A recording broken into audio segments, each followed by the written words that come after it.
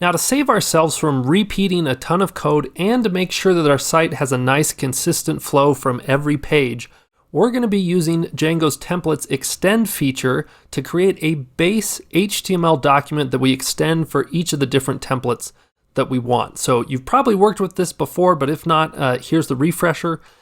We create some sort of base.html. I actually have a starting point for you. If you download that code from the video here, you can see I've already got one on the desktop, this base.html. Go ahead and download that and add it to your templates hauls folder right there, okay? And let's go ahead and take a look at what this base.html has. And essentially, you know, we've got a big HTML tag here, the head, right, which contains everything like the title of our website. We're eventually going to add some custom CSS here. But you'll notice one big thing here is we're importing some CSS from Bootstrap. We're going to be using Bootstrap in this course to make our website look really great really quickly. And it allows us to do some awesome stuff. Like here you can see we've got the code for a nav bar that's got some cool little links here. It just makes it really easy to work with. Now, if you'd like to know more about Bootstrap, since I'm just kind of giving you this code, if you're thinking, well, how would I have created this on my own? If you go ahead and move over to getbootstrap.com, you can go to their Get Started page, and you can see, okay, if you want to add the CSS from Bootstrap, use this line, the JavaScript, right?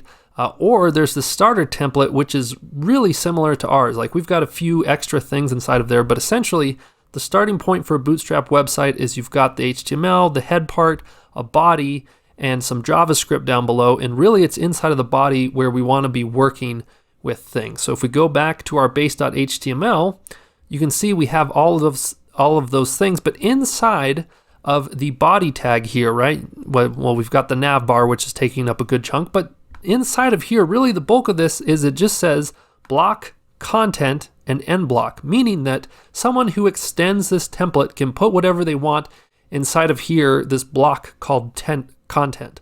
So with this in place, we can go ahead and actually move over to our home.html and extend what we have here. So let's go to our home.html. And once we're inside of here, we'll delete our hello just for a second here. So we'll go ahead and get rid of that. And instead, we're going to do our curly brackets with the percentage signs. And we're going to say extends. And then we want, inside of a single quote, hauls/base.html. So it's saying put at the very top of this file whatever's inside of base.html. It just puts all this here. But we want to put our own custom content inside of the content block. So inside of our home.html, we're going to say, okay, another one of these percentage tags, block content, and then we're going to put an ending one down here that says end block, just all one word. And what this does is it means that anything we put inside of this content block from, you know, up here to down here is going to automatically insert itself here. So for instance, let's say I just want to say like our hello again and say something like this is the home page.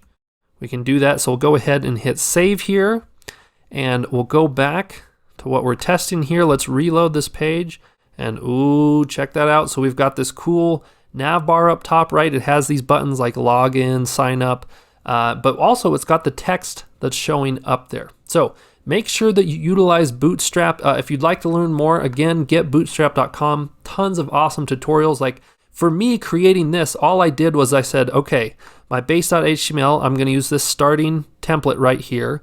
Then I went ahead and checked out one of their examples.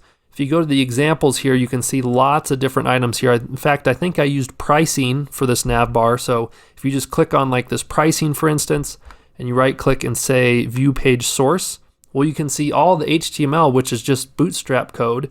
And for instance, if we scroll down here, let's see, where is the nav bar? Oh no, that's the footer. Okay, well, I can't find exactly where it is. Oh, here we go. Here's our nav bar showing out different stuff. But I mean, there's lots of different examples that you could use to get different kind of nav bars, and they have great documentation if you want to see more about how that all works. But I really recommend getting familiar with Bootstrap because if you can have a good handle on this, you can make your websites look really great really quickly. Okay, enough of me blabbing on here. We just have one last step, and that's that we've got to add a few custom static things to our site, and we'll be ready to move forward.